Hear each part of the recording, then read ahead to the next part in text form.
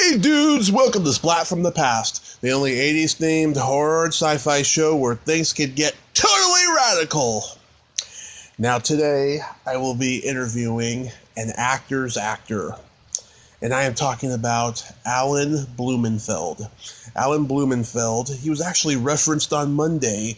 He's the guy that Vernon Wells punches in the back and steals his camera in the movie Inner Space. But he's also been in WarGames. He's guest starred on many great shows, ranging from Different Strokes all the way to Family Ties to Life Goes On. He was also in Friday the 13th, Part 6, Jason Lives. He's one of the paintballers in the movie. And he's been in so many great movies and great TV shows. I'm having him on the show to talk about all that stuff and talk about studying at the American Conservatory Theater and many, many other things related to acting. So yeah, here is my interview with Alan Blumenfeld. Hello, this is Alan Blumenfeld. Hey Alan, it's Tommy. Welcome to the show, sir. Oh, thank you so much. Are we on already? Yes, we are. Just like that. Ain't life amazing? Technology is our friend. How are you, sir? I am great. How are you today? Very well. Honestly, this is the craziest time I've ever lived through in my life. And I'm only 68, but I've lived through some stuff. But man, every day is a rock and roll madness. Oh, yeah. Just be grateful for the good things and keep moving forward. Yeah, I never thought I'd be living through something like this myself, you know. I mean, I'm going to be 37 on Saturday, and I remember when I was a kid, I kept thinking about what the future was going to hold, you know. And then when I saw the internet come, I was like, oh, here comes a bright future. And then, how wrong was I? Yeah, exactly. I mean, listen, we do the best we can. It's crazy, but today's an okay day. Today's an okay day. So I go day by day. So why did you choose to spend time talking to me? Oh, you're one of the great character actors, I think, man. Everything I've seen you in, you've been pretty good in. Oh, thank you. That's so sweet.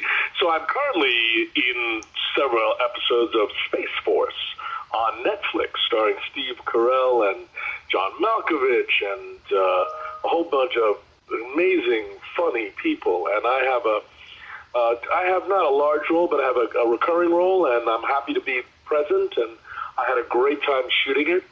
And yeah, I've been very lucky. I'm good at what I do. I love what I do, and I have had some great opportunities, all of which I'm grateful for.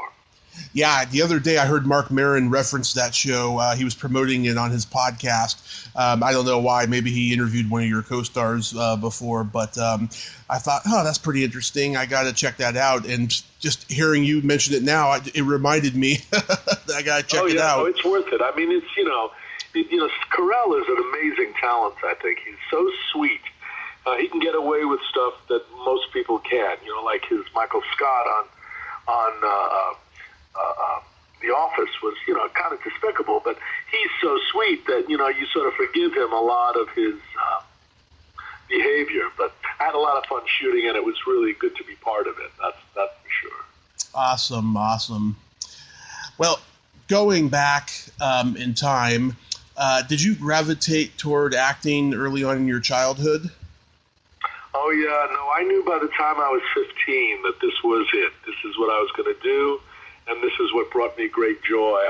I was very lucky, when I was very young, like 6, 7, 8, 9, I went to a summer camp, as many Jews in the East Coast did, up in the outside of near Hancock, New York, which is sort of near Middletown, near Binghamton.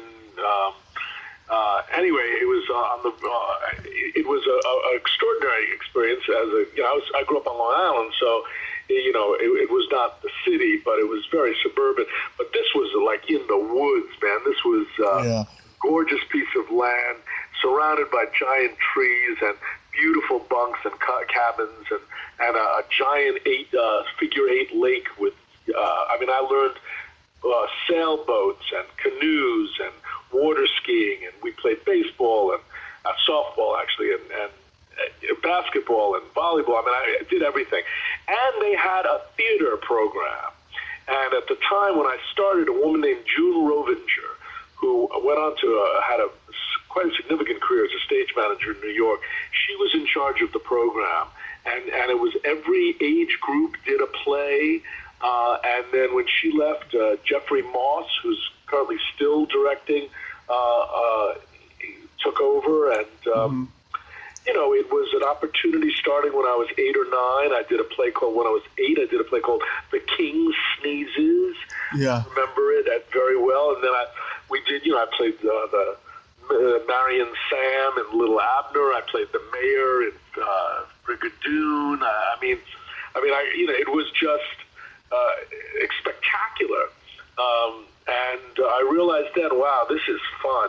You know, it's that exchange of energy from the... From the what?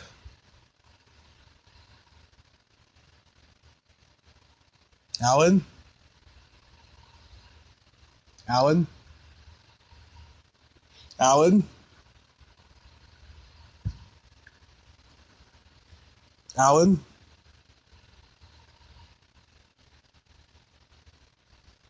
Hello, Alan?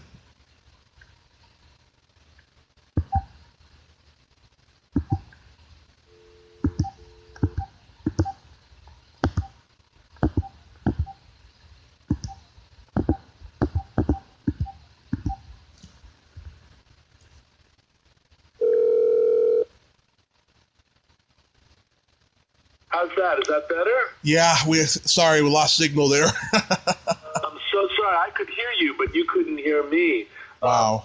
But I was going on and on. But one of the things I was saying is they've done some research that when an audience is together in a performance and the actors and the audience are connected, the audience actually synchronizes their heartbeats. Yeah. So the audience is actually breathing together and their heartbeats are together. And while I didn't know that, obviously, when I was a young man or a young actor, I did know that that exchange of energy between audience and performer was something I wanted to be part of forever. It's just such a high point of life. I just love it so much. And yeah, I was reading you attended Sarah Lawrence and Sadie Louie. But then you attended the American Conservatory Theater, and that's where you met your wife, Catherine James, and you two formed Free Association Theater in San Francisco? Correct. That's correct. So I left Sadie Lou. I left Sarah Lawrence. I was there. I was the third group of men to be there. There were 2 theater departments, a traditional theater and a more avant-garde theater. A lot of the people from the New York theater scene down at La Mama, and then I left after my 3rd year and moved to San Francisco to study at the American Conservatory Theater. I met my wife, and we started the Free Association Theater. We still have the entity, the nonprofit entity. It's just so expensive producing theater in LA. We haven't in a while. Yeah. We were dedicated to producing original works and adaptations of classical literature. And we did quite a bit in San Francisco, and we did a little bit in LA when we moved here in '82, but haven't in a while. Haven't produced our own work in a while. Yeah, I'm born and raised in San Francisco, and I was involved in a little bit of theater there and stuff. And I heard the name Free Association Theater, but I didn't know you were you were behind it until I was doing my research. And what kind of plays did you guys do? Well, we did some original work. We did 3 one-person plays. A one-person play about Sholem Aleichem, who wrote the stories that Fiddler on the Roof is based on. A one-person play on Beatrix Potter, who wrote the stories that Peter Rabbit is based on, and was also a naturalist and a scientist. But when she was born, living in the Victorian era, the women were not allowed to really have much in the way of education and credit as scientists.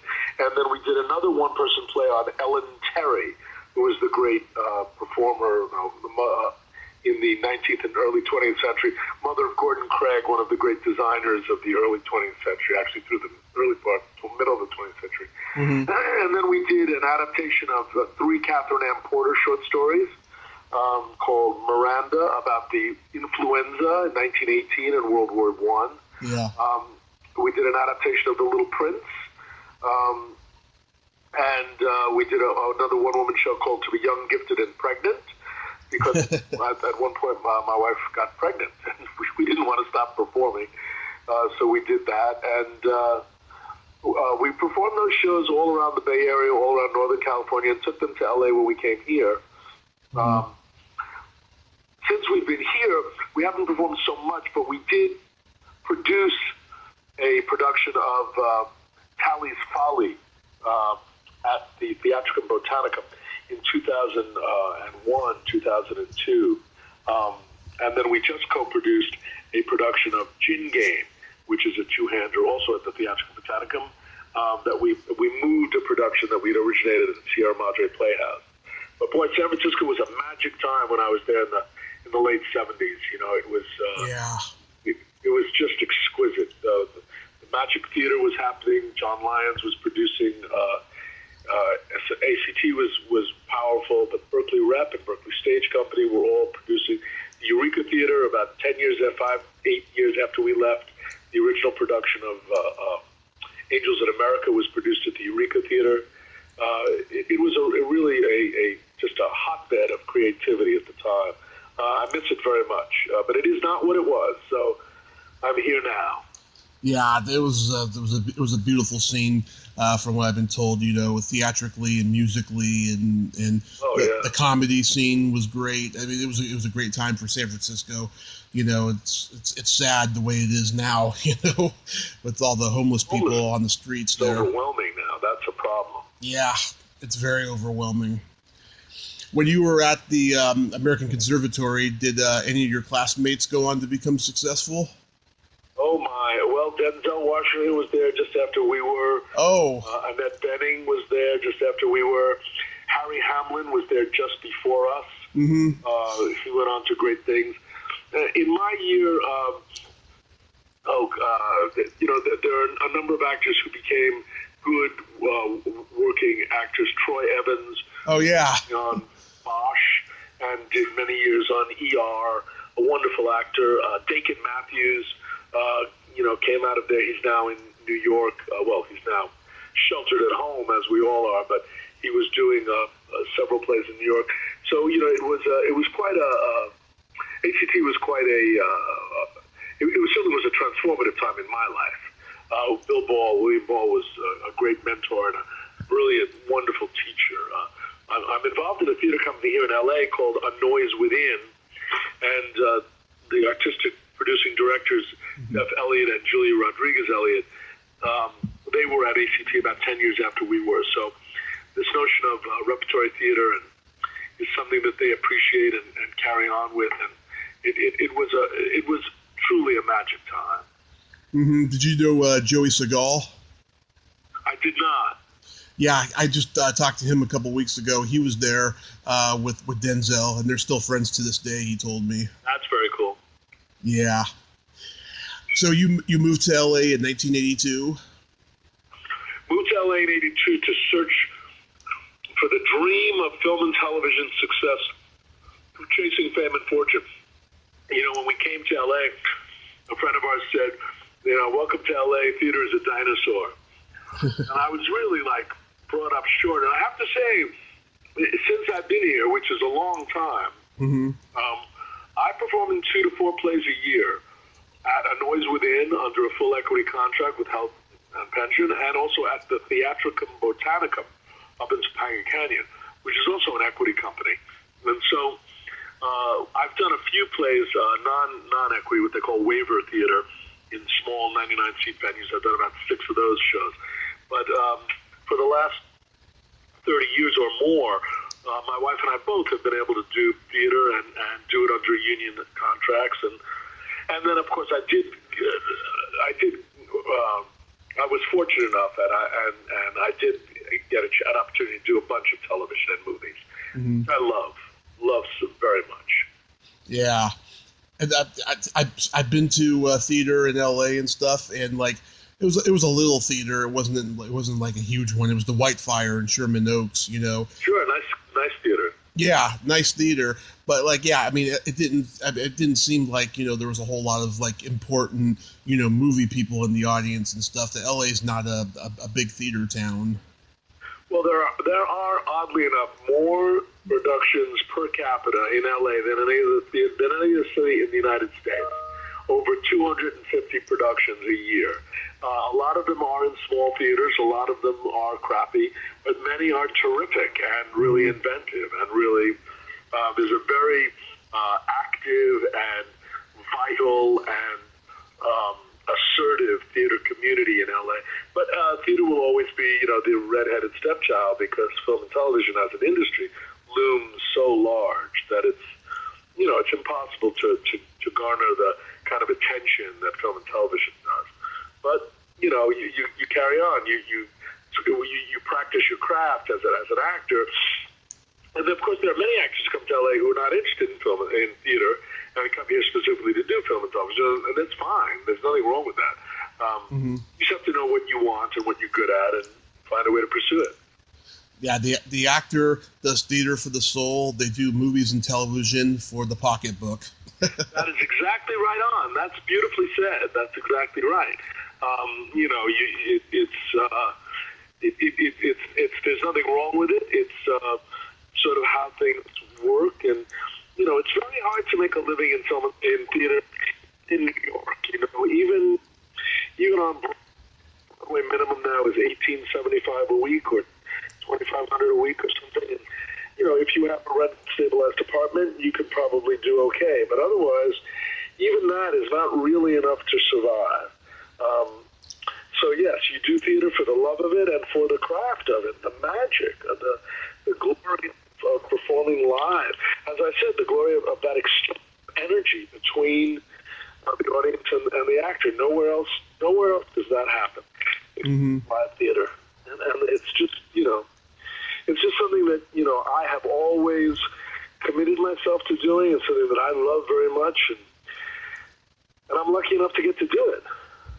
In fact, just before this pandemic happened, I was performing at A Noise Within in Pasadena in a production of A Winter's Tale, the Shakespeare play, and I was on my way from home in Culver City to Pasadena to do a student matinee, and they called me and my cell phone on the way and said, "No, turn around and go home. The school canceled."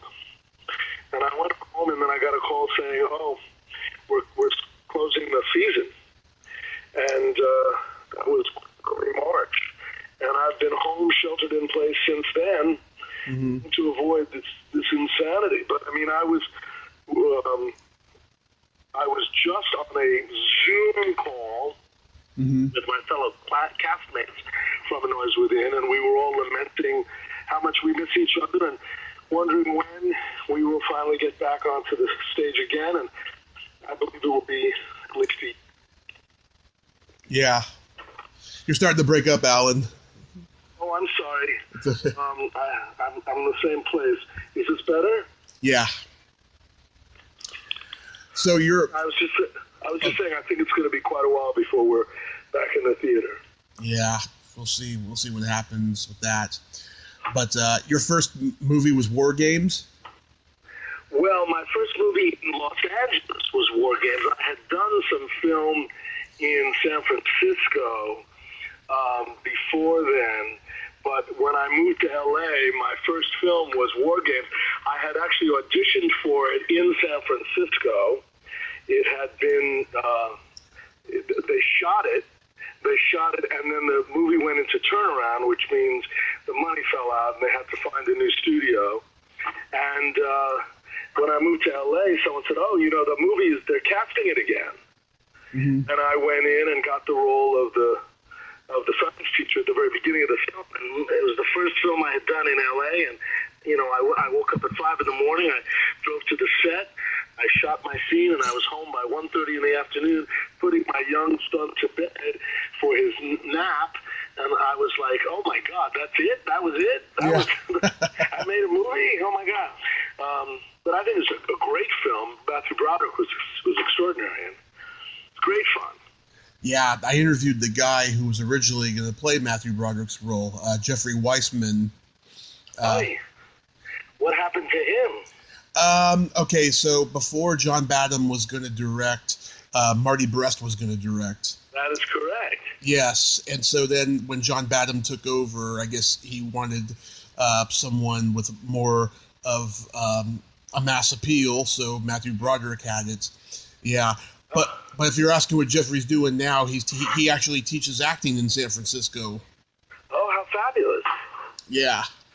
He's still kind of bitter, though, that he didn't play that part, but oh well. You know, that's the biggest trap of this business is bitterness. You know, I every day I pray for gratitude, and I try everything I can to avoid the trap of feeling bitter and passed over and don't they know, shouldn't I have? That's the great trap that I think actors fall into. I mean, a lot of artists can fall into, which is, you know, not having what you think you deserve or whatever. But it's very hard. You have to, it's an inside job, as they say. You have to come to some sense of, you know, feeling that who you are and what you do is good enough. Mm-hmm. That's not easy. Yeah. You guest starred on Different Strokes? Yes, that was actually my first guest star ever. Uh-huh. I didn't realize at the time it was quite a deal that my agent was able to get me guest star billing for my first, basically my first television appearance in Los Angeles on a half-hour show. And I've done a couple of hundred TV shows, and I just have been, you know, I was really lucky. In the 80s, I got to do all the half-hour shows, mm-hmm. Different Strokes, and Who's the Boss, and Family Ties. Family Ties. I did 8 of them. God bless Gary David Goldberg, one of the great men of television. He had what he called the Ubu Players. You know, yeah. His production company was called Ubu, named after his dog, and he had a bunch of us that he would bring back every year, which at the time was very unusual for television. The rule or the tradition was if you did a show, that was it. You couldn't come back as another character. You could reoccur as the same character, but you know, Gary didn't care about that rule, and he would bring us back every year. He gave me a lot of work. The last project I did with him was a show called Brooklyn Bridge. Oh yeah. Which was such a beautiful piece of work. You know, Julia Louis-Dreyfus, her first work in L.A. in television was with Gary Goldberg on a show called Day by Day, mm-hmm. based on his life experience running a daycare center. A couple of hippies running a daycare center in San Francisco. I mean, it's just remarkable to me. I guess what's most remarkable to me is how long I've been here and how long I've been doing this. Yeah. How was guest starring on Moonlighting? Oh, that was really interesting. You know, well, I mean, so it was quite something. Moonlighting. Wow. It was. What can I say? It was a challenging set. Yeah. Because the two leads were divas. Were tough. You know, they were tough. They wanted a lot. Listen, it was really something. It was really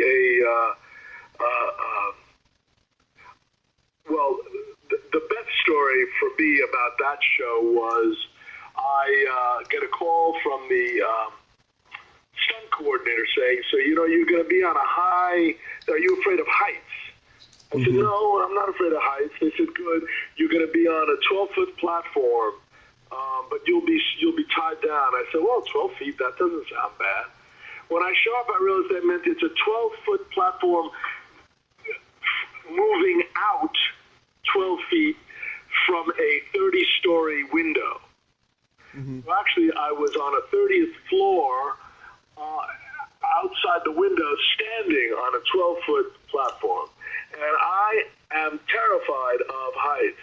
And God bless the stunt guy was such a sweetheart. And he said, listen, I'm scared of heights too. He said, don't worry. And he lay down on the platform, kept his hand on my leg the whole time. And I thought, oh, wow, okay, this is good. I feel a little safe, but mainly it was terrifying. So it was just tough. It was a tough one. Yeah, I heard it got tougher as it went on. When Bruce Willis started making movies, they had to accommodate his schedule, and so they got these. They had these really weird seasons after that. That is true. That is true, and it's really. I mean, what's tough about all of that is, not everyone is willing to accommodate the schedules of movie stars. So yeah, that's why they get ensemble casts of like 12 people now. Right, and they can shoot around it. That's exactly right. Yeah. You did an episode of the Twilight Zone reboot called The Library. Oh, my God, with Uta Hagen. I don't know if you know who she is. She's one of the famous acting teachers. So she was the original Blanche Dubois on Broadway. Mm-hmm. With, Elia Kazan directing the stage show. And she was, the great lesson for me on that show was I'd been in L.A. for, 5 or 6 years or so, 7 maybe, and I'd done a bunch of television. And it wasn't that I was feeling entitled or anything, but I thought, okay, I got this down, I'm okay. Uta Hagen came in with her script as if she were doing Chekhov, as if she were doing Shakespeare. I mean, she had it marked up and set aside, and oh my God, it was just, she was taking it seriously. Whatever the text was, the lesson was, take it seriously, it's a piece of work. And that, I learned so much from that. That was a great experience for that. Mm-hmm. What was it like working with Candy Azara? Oh, I loved her. She's so fun. Yeah. She played my wife when we did a movie called In Her Shoes. No, she wasn't my wife. She was the wife of. She was the stepmother for Tony Collette. I was Mark Feuerstein's father, and Candy and I had a couple of dinner scenes together. She was playing Ken Howard's wife. She was great fun. She's funny. She's tough. She's New York. She's really talented and really funny. Her and I talked last year for like 90 minutes, and I maybe talked 5 minutes the entire time. She was taking me into all these different directions and telling me all these stories, and she may have had a cocktail beforehand, I don't know, but I hope so. She was a lot of fun. Yeah, I enjoyed her. Yeah, and wow, this was a great cast. You had Lori Petty, Joe Santos. I mean, Lori Petty, she's fantastic. Yeah, I mean, that's a great cast to do that show. They all must have been in awe of Uta Hagen. Well, yes, pretty much. I mean, everyone, including the director, John Hancock, who was really respectful, and Uta Hagen said, I think we should move this scene here. I think we should move this speech. I don't think we need this speech. And actors just don't do that kind of thing in television. The writer and the producer, who's the same, they usually run the game. But everyone was so respectful of her because her experience and her intelligence were so undeniable. She was great. Lori Petty, I got to work with again. God, I forgot the name of the show, at the TV show with Michael Horton and, I forgot the name of it. She was fabulous. Tough, she's a tough broad. She's like funny, really talented, really smart. She was great. That was an amazing show. They've tried to reboot Twilight Zone a couple of times, and that one, I think, was the most successful. That's what I think. And I think it was the best one. I agree with that. Yeah, they also tried to. They also did Outer Limits on Showtime for a lot of years. It was pretty good, that one, And they also tried to do Alfred Hitchcock Presents again, which is insane because you can't do it without Hitchcock, Right, exactly. like, don't even try. That's exactly right. Yeah. Now comes a movie I'm sure you get a ton of fan mail about. It's got a long title. Friday the 13th, Part 6, Jason Lives. Yeah, God, that was a trip. God, I forgot his name. The director was such a... Tom McLaughlin. Tom McLaughlin, and well done. Do your research, man. I know him. I've interviewed him, too. He was remarkable. He ran the Los Angeles Mime Troupe. Mm-hmm.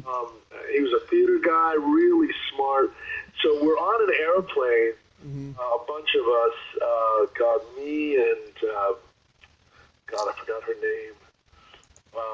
I can see her, tall, really stunning, really smart. Anyway, Ryerson, Annie Ryerson. Oh yeah, Ann Ryerson. I've talked to her too. Yeah, she's an improv queen. She's fantastic. Mm-hmm. We're on this airplane flying to Georgia, and we're all like, well, I did this because it's an interesting opportunity to blah blah blah. And the reality is, we're doing it because somebody offered us a job. And it was so much fun. They cut our heads off at one point. I wanted the cast of my head, but Frank Mancuso, who's the head of Paramount at the time, he apparently kept all those props himself. I don't know if that's true, but that's what I had been told. I do know that we had to tell the people in Georgia a different title because we had to use one of their cemeteries. Mm-hmm. But it was bad juju to be doing this horror film. It was really something. The other thing I was told, and I don't know if it's true, was they would write in and shoot certain scenes that they knew that the ratings board would deny. And they would write in outrageous stuff to shoot just in order to get the stuff they wanted cleared through, right? So, they were very, very clever. I don't remember how long we were there, but man, the red dirt of Georgia and the kudzu and we had just so much fun. We had so much fun. Vinny Gustafaro's in that, and his wife Cindy. They just actually, I think, recently went on one of those horror conventions. For that show. Yeah, that show. We also taped most recently we taped like Reminiscence from Crystal Lake. Mm-hmm. They released a DVD of stories. That was fun. I don't like horror movies to watch. They scare me. It makes me nervous, but boy, I do like making them because it's fun. Yeah, I think the story that Ann told me was that her husband was out of town on business, and she had to be home with the kids, and she got offered this movie, and she turned it down at first because, one, she had to stay home with the kids, and two, she didn't like horror, but then she decided to relent and go do it and stuff. And she said it was fun, working with you and Whitney Ridebeck. Oh, yeah, Whitney. Wow, I saw him again at Theatrical Botanicum. Fantastic. Yeah. Great. How was Tom McLaughlin? It was really something. Her husband is producing a show that I just started watching, and I forgot what it was called, but really, God, I forgot the name of it. It's terrible, isn't it? But that's okay. It's okay. How was Tom McLaughlin as a director, though? Oh my God! He was so kind, so gentle. He'd be like, "Is everyone okay? Are you feeling good? Or do you need some tea? Would you like some water or something?" Say no. Okay, good. So this is the scene where we're going to cut your head off. So the juxtaposition of his gentle approach and the violence that we were actually enacting was pretty profound and kind of fantastic. So I liked him a lot. I thought he was great. I really liked him a lot. Yeah, he's a great guy. And you're my 9th guest from the movie. Oh my God! If I can get Whitney next, and he'll be my 10th, I'll be set. If I tried to go for 11 to get David Kagan, who plays the sheriff, but he hasn't responded to me. And I heard he's a lot nicer than his character in the movie. Oh, sure. I'm sure that's true. Yeah, but those killings when all three of you get your necks slaughtered, those are my favorite killings in the movie. I love that. That and the guy who you're looking for with his arm. That to me, that was brilliant too. Yeah, so you're a great fan of this stuff. It's really nice. I am a huge Friday the 13th guy. I mean, I love all horror in general, but Jason was always my guy growing up. You know, those are the ones that were on late at night on HBO or USA Up All Night when I was a kid. And I have to rent the horror film I just made called One Bedroom, BR. You can rent it on iTunes. It's a psychological thriller, horror, whatever. Scared the bejesus out of me. My wife was freaked out for 3 days after seeing that show. What is it? Is it a slasher? Yeah, it's out right now. The DVD, the Blu-ray just came out yesterday. It's called 1BR, and it is just, oh my God, terrifying. It's just terrifying. I'm trying to chase away these animals from my backyard. Go on, get out of here. Horrible creatures. Go on. Sorry. It's okay. For making all that racket. Yeah, 1BR. It's David Marmor, Marmor is the director-writer. Got some really good press. It scared me to blazes. And as I said, my wife was nauseous for 3 days from it. It was overwhelming. If you're a horror fan, rent that. I will. I'll definitely check it out. I gotta ask you, you did a couple episodes of Sledgehammer? Oh my God, yeah. You know, I'd forgotten about that till they were I have a 41-year-old son who's a sweetheart, and he told me they were being rerun on some streaming service, and I started watching it, and God, that was amazing. That's the great, that's terrible. I'm just terrible. Alan Spencer? Sorry? It's Alan Spencer created. Yeah, Alan Spencer was great, but, oh God, the actor who played Sledgehammer. David Rashi. Oh, I think Rashi is one of the great underrated actors of all time. He is. He's funny and good looking, and he's around now on that show Succession. He has a recurring role, but man, he was. Yeah, that show, that was great fun. That was a fun set. That was, God, I'd forgotten about doing that until just a couple of months ago or a year or so ago. Yeah, that was short-lived. I thought it was going to go for a little longer. Would have been good. Yeah, Ann Ryerson, she guest starred on there because she was at Second City with David. Oh, yeah, she's a great improv. She's one of the great all-time improv. She sure is, yeah. You had a moment in the movie Inner Space where Vernon Wells punches you in the back and steals your camera. And on Monday, I talked to Vernon, and he says hello. Oh, wow. Yeah, because I haven't seen him since then, and that was, oh, man, that was 86, 87, yeah. 85, something. It came out in 87, yeah. Yeah, he was good.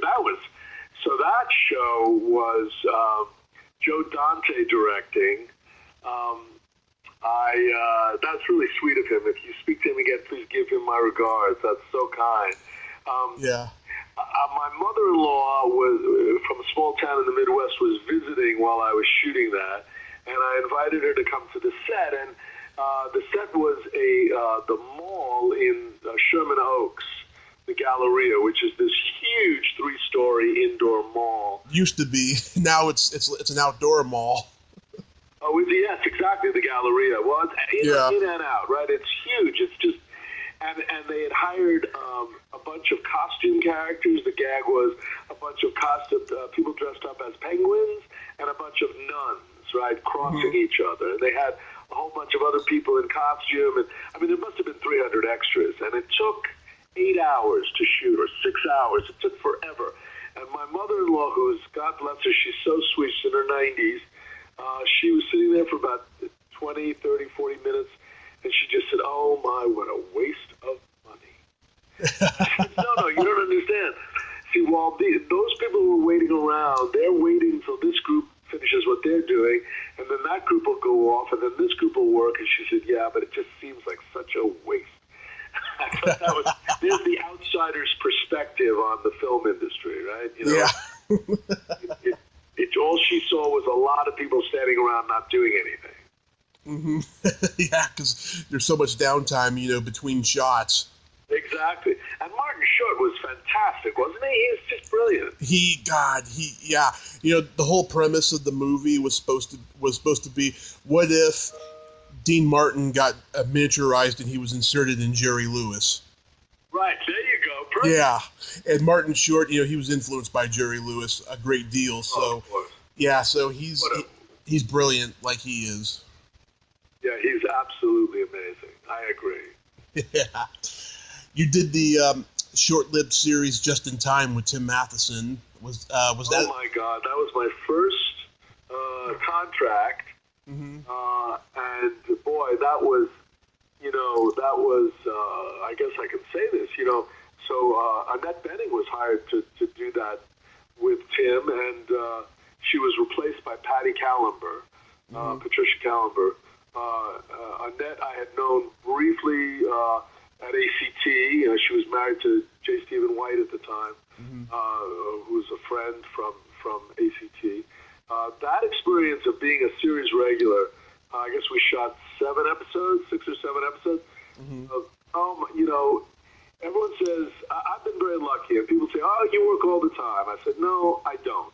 That experience is you work all the time. You drive up to the gate, and they say, "Good morning, Mr. Blumenfeld," and you pull into your parking spot.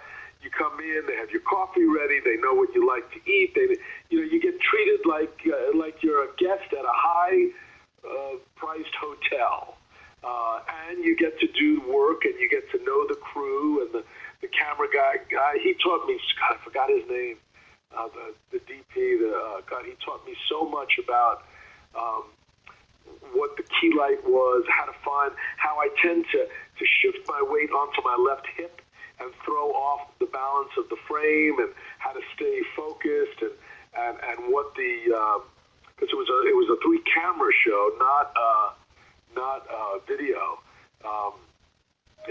That was one of the most fun experiences I've ever had, because it was my first, and it was. I'll tell you the other thing about that was amazing was we would meet for rehearsal on a Wednesday, and we'd just go over all the scenes. We'd look at all the locations. We'd talk about what the scenes were about, block them out, sort of dry, like move around, and we'd come back and shoot Thursday, Friday. And then we'd have Saturday and Sunday off where they'd do some rewrites, come back, shoot Monday, Tuesday, and then come in Wednesday again to rehearse the next episode. So it was really the most civilized and productive use of time from a creative point of view, because you're not rushing through anything, you're really thinking things through. But the studio wanted product at the end of every day, and at the end of Wednesday they had no film. And they never quite understood, why they're spending all this money. This is my point of view. They never quite understood, well, why are we spending all this money and we don't have any product? We don't have anything to hold on to at the end of the day. And the creative team, who was so brilliant, Fred Barron, Tommy Schroeder, who went on to do Seinfeld as a producer, brilliant, and John Pasquin, directed, brilliant people. They explained to the studio, look, our shooting days are shorter and more productive because we have time to rehearse. We have time to think things through, rather than, the television is a very last-minute, work fast, shoot from the hip kind of medium. And yeah, I loved that show.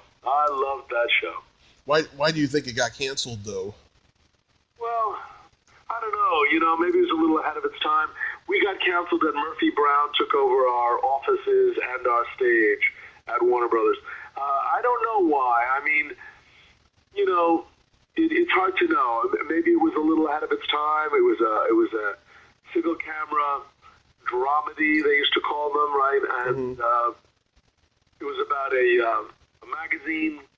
And I guess, I don't know. I guess maybe people just weren't ready for it. But boy, we had the best time. I was so disappointed, when that went away, because it was just such a great.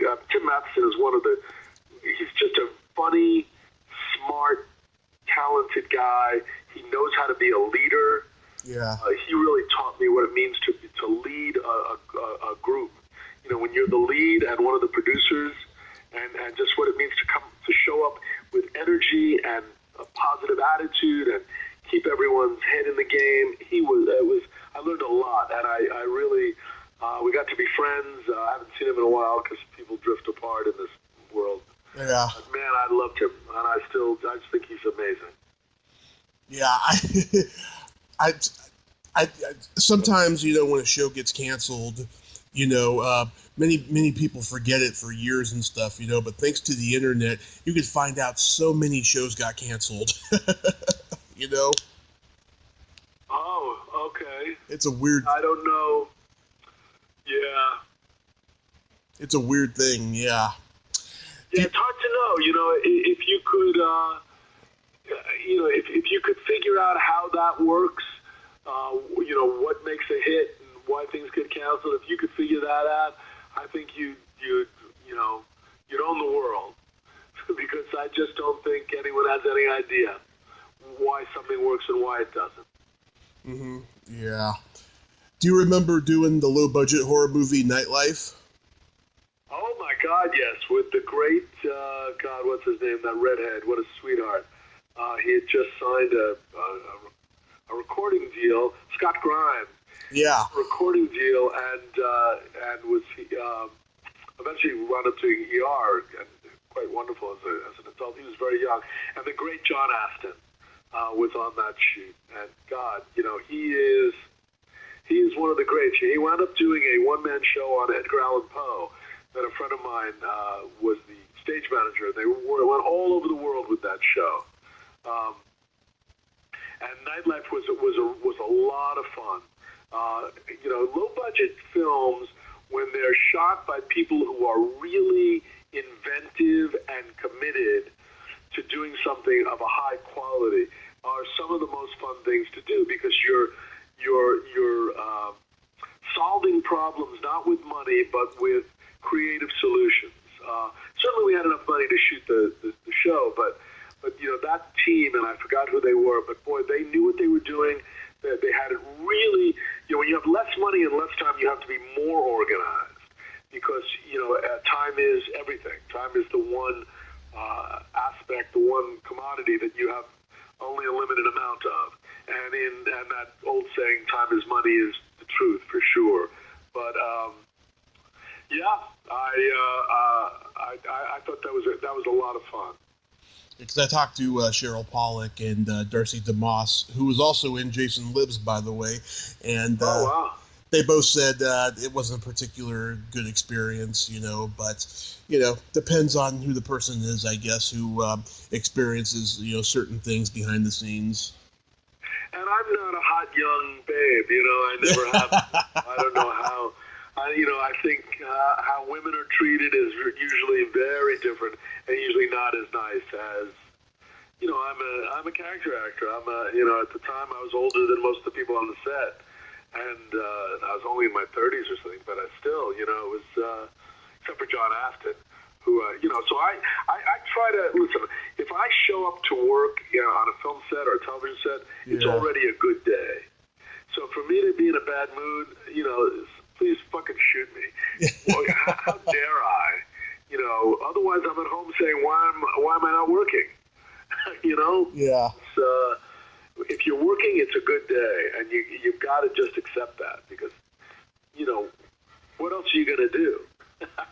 That's the whole game. The game is we're all trying to get work. So if you're in a bad mood, it's on you. That's my opinion, and I'm sticking to it.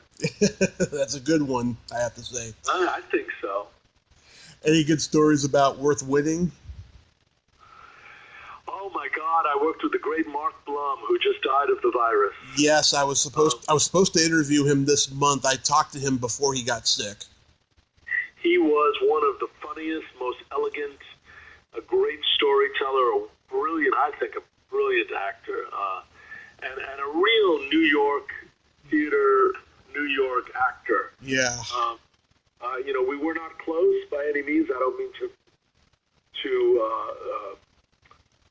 misrepresent my relationship, but God, he was a lot of fun to work with, and we spent a lot of time together. And the whole cast, Leslie Ann Warren, they introduced me to her as her husband. They said, Leslie can be difficult, and I said, I was a huge fan. So when I met her, I said, I just want to say I'm a huge fan. I think you're sexy and funny and brilliant.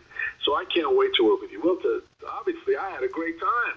And I wasn't bullshitting. I meant it. I thought she was a blast, and so we had so much fun on that. Mark Harmon is also a great leader. Mm-hmm. He knows how to be the leader of a team. I think Brad Hall was in that also, right? Yeah, he was, and I think he wrote it too, or co-wrote it. I didn't know that at the time. Brad was my student when I was a teacher at Alan Hancock Junior College, PCPA, the Pacific Conservatory of the Performing Arts. Oh. And Brad was 17, maybe 18, maybe at the most. Yeah. Now, of course, she's married to Julia Louis-Dreyfus and has gone on to create and write and direct and produce films and television. A real talent. But Mark Harmon was a leader. It's a thing when you're in charge, when you're number one on the call sheet. You have to set the tone, and if you're a pain in the ass and you're having a grumpy day, and you take out, it's all about your ego, and you take out your discontent on others, you can make it a really unpleasant experience. And Mark was, God, upbeat, fun, nice.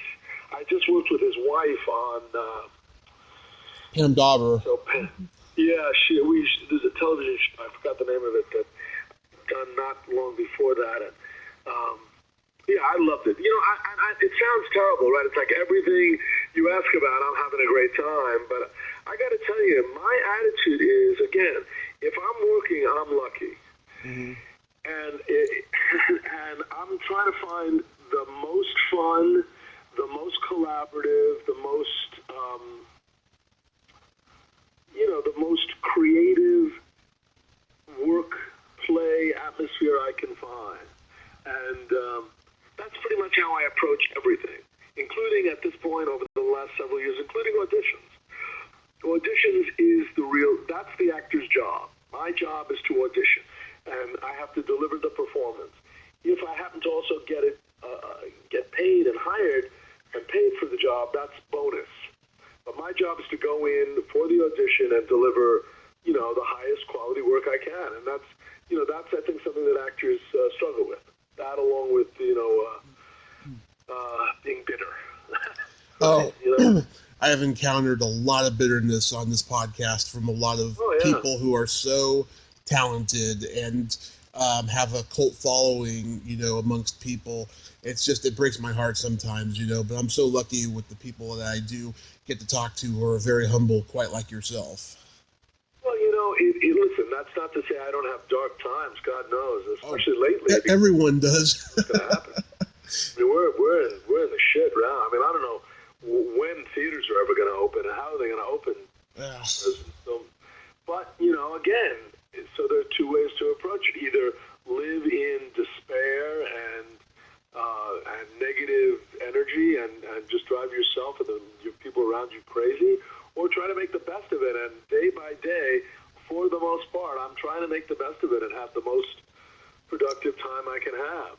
That's all I can. That's all I can do. Not that I get there all the time, but I try to. That's for sure. Yeah, you can take negatives and turn them into positives. If you can. So otherwise, you're fucked. Otherwise, it's just downhill, and who wants that? I remember when you were in Problem Child 2 and you drink that urine. So now that was, oh my God, so I was Orlando, and I got to take my family. I had two young kids at the time. My wife and I, we all went there. We were all in the Disney, whatever, great hotel. My kids went to Gatorland and, all kinds of stuff. I mean, they went out to the Space Center out there. I mean, oh my my God. So it was a family holiday. I got to meet the great Paul Wilson, one of the founders of Off the Wall. Again, a great improv guy, a good lefty, and a brilliant actor. Smart guy. You know, oh God, what's his name? You know, John Ritter. John Ritter was such a, you know, he was a little tough. You know, he was fun to work with, but he didn't like to. It was your close up. He didn't like to stand in for you on the other side. And I just thought that was weird. His work was great. He was fun to play with, but when it was, you know, when his close-up was done, you know, he went home. And I always thought that was, you know, I did a movie early on called Tin Men with Richard Dreyfuss, Barry Levinson, one of the great experiences I've had. I remember Richard Dreyfuss squatting on an apple box, one of those little wooden crates, underneath a 10K, a giant hot light, to give me the proper eye line to have the scene with, so that he would give me his lines. He was off camera. He was squatting behind a light, but the fact that he was there doing his performance made my performance better, rather than reading with a script supervisor. So that was a little discouraging. It was also the first time I'd been in Florida to work, and boy, Florida's another world, man. You know, it's just not even the South. It's just its own kind of weirdness, I think. Yeah. But again, I got a family vacation, so hey, that ain't bad. And you got to be blown up in that barbecue. So, you know, I actually had to tell people it wasn't actually pee. Because, you know, obviously it's not pee, but everyone thought it was. Even my friends, I thought, you're an idiot. So when I got blown up on the barbecue, they showed the film to the head of Universal or whoever makes these decisions. And the concern was people would think I died. So I came back months later in L.A. and shot the other side where I fell into a kiddie pool. And they spliced that in just to show the audience, don't worry, he's not dead. It was just a funny joke that he got blown up and now he's landing in a kiddie pool. So, okay, good. I got another day's work, and it was fun to do that. And that was, God, what was his name? God, the guy who shot it. Brian Levant. Brian Levant, who was really nice to me. He put me in the Flintstones and the Viva Rock Vegas. Right. Small roles, but I was there, and he's been really loyal. I don't know where he is. I can't seem to find him. Have you tracked him down? No, I have no idea where he is. I would like to talk to him, though. He started out on Happy Days. Oh, yeah, a real talent. I mean, I did a reading of a script. I don't know if it was ever shot, but man, he was a talented, terrific guy, you know, and he was very loyal and kind to me. He hired me 3 times, so I got nothing but love for him. Oh, that's really cool that he hired you over and over again. That's great when you got that rapport with somebody, you know. Yeah, you know, that's the relationship that you hope for, that, you know, you don't, you know, you just, my wife always says, you know, given equal talent and equal ability, the question is, it's 3 o'clock in the morning, everything's going sideways, who do you want to be hanging out with? Yeah. And I think that's really that's the rhetorical question. You know, when things are all going smooth and then egos and all that shit doesn't matter. But when things go south, you know, you want to make sure that the people you're hanging with are fun and positive and willing to, you know, I mean, on Tin Men, we shot a couple of night shoots, boy. We were up all night shooting, and it's hard to turn your internal clock around, so you're tired by 3 or 4 in the morning. And it was just fun, you know. It was a fun professional set, man. It was just really great. That's awesome. How was working on Life Goes On? Oh, my God. Well, the great Bill Smitrovich played the dad, and I was one of his friends. Michael Nankin wrote the role for me. John Custorano, I forgot the name of the character, but I found out then that from the Writers Guild, if you create a character who as a guest, when that character comes back, the writer also gets a residual. So the writer and the actor have a mutual stake in having that character come back, and I did get to come back a number of times. And I got to work with Bill Smitrovich, and to this day we're friends. He's just a great actor and a great guy. Funny, smart, doesn't take himself too seriously, humble, and like all great artists, committed to do the work, good family man. Oh, God, that was the... and of course, Patti LuPone, I'm a huge fan of. I didn't have much to do with her on the show, unfortunately. Mm-hmm. But I'm a huge fan. We had this... So here's the dirt, right? We had this one episode, the Thanksgiving episode, where we were shooting a football game. And there were a bunch of us, Jamie Cromwell, the great Peter Van Norden. Oh, yeah. There's a bunch of us. This must have been 8 guest stars, maybe 10. And they wouldn't pay anyone above whatever that's called top of show, because they're trying to save money. Except for Jamie. I'm sure Jamie got paid more. But anyway, we're all out there and, grumbling a little bit about, they should have paid us more, but it's okay. Here we are. We had a really good time. Well, we shot, 17 hours, 15 hours. We made more money in overtime than we would have made had they paid us, double top. So we wound up making a lot of money. I wound up making a lot of lifelong friends, Bill Smitrovich and Peter Van Norden, and I thought that show was really like a breakthrough show. Corky's character and just the family relationship. That was just a really smart, heartfelt show. Those were the family shows that I wish they'd bring back more of. Mm-hmm. Yeah. Wants to be. Yeah, I always thought it was so underrated, and it was on ABC at a time when there was a lot of great shows, like China Beach and 30-something and The Wonder Years. Sure. A lot of great shows. 30-something, I would have loved to have been part of that. That's one of the great, there's the high-quality television that we want. Mm-hmm. Absolutely. Because everything's on streaming now, for the most part. Most shows on networks now don't last that long anymore. That's right. I have friends who are on Grey's Anatomy. God bless them. 13 seasons making beaucoup de bucks. And I don't know that that's, right now, things, the orders are now 10 at a time. You do 10 and then you do another 10. Mm-hmm. You break it up during the fall and the spring. It's the cable model of producing television, and I guess it's okay. I really love doing 22 episodes, where you're with a family, you become a family as a cast and crew, and you're all committed to doing the same good quality work. Mm-hmm.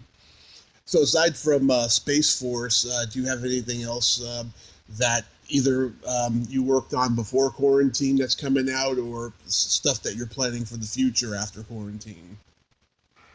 It's hard to know what to plan after quarantine. It's hard to know what the world's going to be. That one BR, that one bedroom, that horror movie I did it was released just before quarantine. Space Force I shot and finished, I guess. I finished in January. And I got nothing, I don't even know that there are many auditions happening. I think there's a whole kind of hunker down, wait and see, stay sane, stay healthy. So let's see when we get to the other side. Mm-hmm. I saw a recent picture of you and stuff. You look great. How have you been keeping in shape,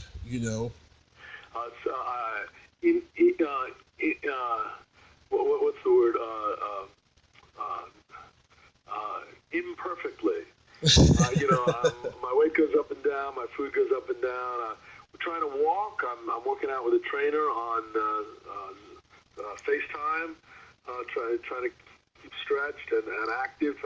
I became vegan. I went vegan back in October, November, and I'm enjoying that a lot. My wife's been a vegan for 20 years, 30 years. Mm-hmm. So I think that's healthier, and I try to have a good attitude. I try to walk. I try to stretch. I try to sit in the hot tub. My wife and I, we also have a business called Act of Communication, teach trial skills to lawyers, and we help lawyers prepare witnesses for depositions and trials. And we've been doing that virtually for 10 years, and that work has been ongoing, thankfully. It's very powerful work. It's about story. It's about storytelling. It's about relationship, about sequencing, and it's about teaching lawyers to strip away artifice and be genuine and real. So that work has continued, and that's part of what keeps me sane, because we have a lot to do there, which is, because if left to my own, I'd be like, let's have ice cream and watch television, you know. That's a healthy choice, and I know that, but, you know, Yeah. sometimes it just feels like an ice cream and Law and Order kind of day. Yeah, I'm in the middle of a diet myself. I had just lost 24 pounds when quarantine started, and It's hard. I've maintained it since. I just found out our gym in my apartment complex is finally opening up again in a couple of weeks, so I'm excited to go back to it and stuff, because I gotta get this weight off of me. I don't want to have a second. You got to be kind to yourself. Are you in San Francisco, or are you down here? I'm in Redding, California, but I'm trying to get out to LA. Oh, Redding. Oh, my God, pretty. It's beautiful up there. It's beautiful, but not a great place to live. It's just... Not a lot of virus? It's not a lot of virus. We had one person die the first month that the pandemic happened, and now I think it's about 70, 75 people, which is good but very bad for the families that lost their, God. you know. Oh, God. But it's not that common up here, thank God. Yeah, and you get to go out into the woods a little bit, so that's kind of beautiful. Yeah, we're a little bit further away from the woods and stuff, but yeah, I mean, we have little walking trails and stuff here that I can do, but I love walking on the treadmill. You know, that's the only form of exercise I can do now, because about 5 years ago I had a car accident and I have metal in my leg now, and I can't exercise the way I used to. Yeah, but just be nice to yourself. I'm with you, though. I like the treadmill. I read the newspaper. I spend an hour. My wife and I now just go walking around for an hour, so that's kind of nice. But yeah, you got to do something, and got to move your body somehow. Everyone tells me that. Absolutely. Well, Alan, you are very blessed, and you told really great stories today, and I thank you so much for coming on. What a pleasure it was, sir. So will you send me a link so I can hear this? Absolutely. I send everybody a link after we do it. Terrific. Well, stay safe and healthy and well, my friend. My pleasure, and you do the same, and stay creative, because you are very creative. Thank you. And thank you for creating this opportunity. It's really great. My pleasure, sir. You're welcome. All right, take care. Okay, bye-bye. Well, there you have it. Alan Blumenfeld. Ain't he a cool dude? What a nice guy.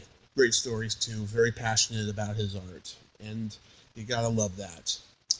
If you like this video, everyone, please subscribe to my YouTube channel. Add me as a friend on Facebook. Join my Tommy Kovac comedian page on Facebook. Follow me on Twitter and Instagram and all that fun stuff. Well, that's all the time we have this week on Splat from the Past. Until next time, this is Tommy Throwback Kovac saying, there's no shame in living in the past, because the present sucks.